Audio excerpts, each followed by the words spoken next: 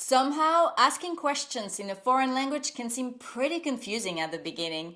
We're going to start by looking at the simplest type of questions you can ask, the ones that are generally answered by a oui or a non.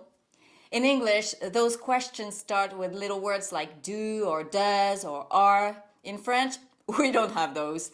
To ask, do you ski? You'll just say, you ski? Vous faites du ski? Let's try another one. Vous avez un vélo? Do you have a bike? See? You have the subject, the verb, and the complement, just like in an affirmative sentence. You only need to make sure that the voice goes up to indicate that you're asking a question. Listen to the difference between the question, Vous faites du ski? And the statement, Vous faites du ski. There's actually another possible structure for those. You can start with Est-ce que?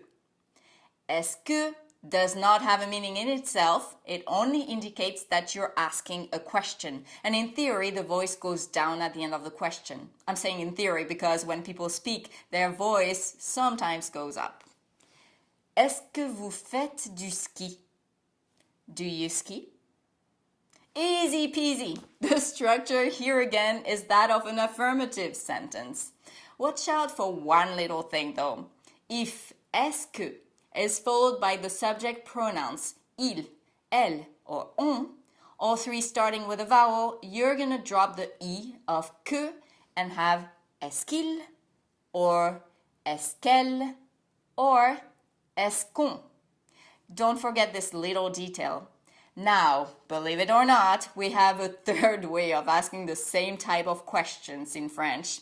Here, the structure is going to change a little bit since we're going to start with the verb, then a hyphen, then the subject, and then the complement. Vous faites du ski becomes Faites-vous du ski? The voice goes up, and please be aware that anytime you invert subject and verb, you end up with a pretty formal level of speech. I personally never use this structure when I speak. It's a bit too proper for me, I guess. Check where you stand on that one and go with whatever structure feels most comfortable to you. But if you're planning on taking exams in French, then learn all three structures you've looked at. Also, if the subject of your question that includes an inversion is specified, if instead of having a subject pronoun you have a noun, then you'll start the question with the noun, but you will still need to include the pronoun after the verb.